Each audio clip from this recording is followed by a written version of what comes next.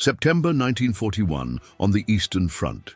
September has arrived on the Eastern Front, bringing with it the late summer rains. Guderian is relentlessly driving his tanks south in a daring attempt to cut off the defenders of Kyiv. In his wake, Field Marshal von Bock is left to hold the line at Yelna, where the Soviet High Command is willing to sacrifice tens of thousands of men to retake the ground.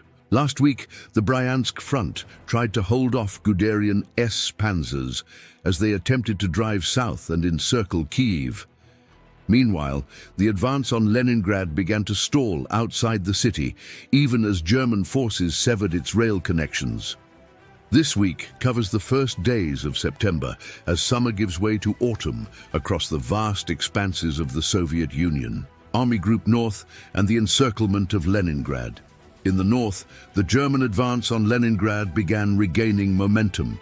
Vatutin's failed offensive had been brushed aside by Manstein's panzers, Estonia had been cleared, and the Red Army was reeling.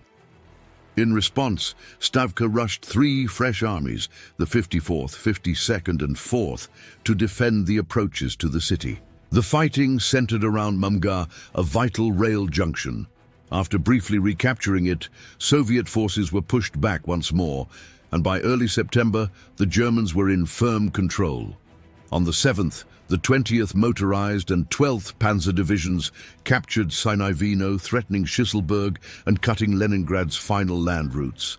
The only remaining lifeline would be across Lake Ladoga. German progress, however, slowed. From an average of 5 kilometers per day in July to 2.2 kilometers in August, and now only 1.5 kilometers per day in September. Exhaustion, extended supply lines, and fierce Soviet resistance began to take their toll.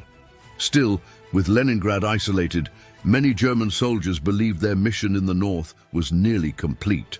Meanwhile, Finnish forces advanced across the Karelian Isthmus, posing a threat to the city, though they refrained from direct assaults.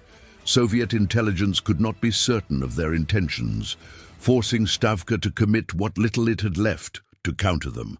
Crisis at Yelna and Hitler's Directive No. 35. Farther south, the situation in the Yelna salient reached crisis levels. Soviet offensives under Timoshenko and Zhukov hammered the exhausted defenders. On September 6th, Hitler issued Directive No. 35, once again declaring that Moscow would be taken. The new campaign plan outlined a dual envelopment aimed at destroying Soviet forces in the west before advancing on Moscow.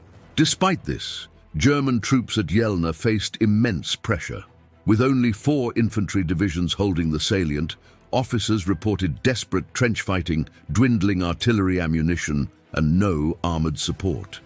On September 4th, Bock authorized a withdrawal across the Dnipro River, saving his forces from encirclement. Yelna was liberated on September 5th at a terrible cost, nearly 32,000 Soviet casualties and 2 crippled tank divisions alongside 10,000 German losses.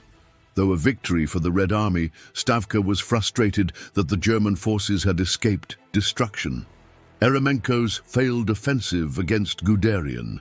To the south, Guderian's drive toward Kyiv was slowed by Soviet counterattacks and overstretched flanks.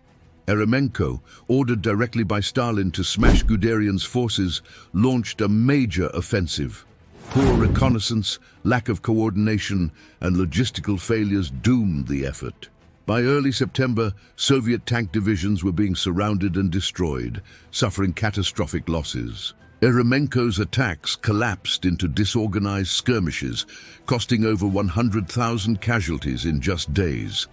Despite immense effort, Guderian's flank held. Bridgeheads and the encirclement of Kyiv. Further south, Rundstedt pushed to secure crossings over the Dnipro River to complete the Kyiv encirclement. At Kremenchug, German forces managed to establish and expand a bridgehead despite heavy resistance and counterattacks from the 38th Army.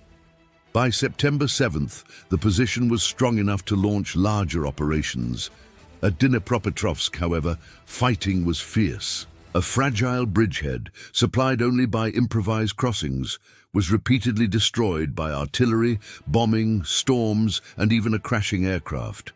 German divisions suffered hundreds of casualties daily as Soviet counterattacks pounded the position. Despite repeated requests to withdraw, orders came to hold the ground at all costs. The autumn rains. By early September, torrential rains began to transform the battlefield. Mud halted supply convoys, immobilized artillery, and slowed advances to a crawl. Movement that once took hours now took days. Both sides struggled equally, but the shift from mobile operations to positional and trench warfare was already beginning.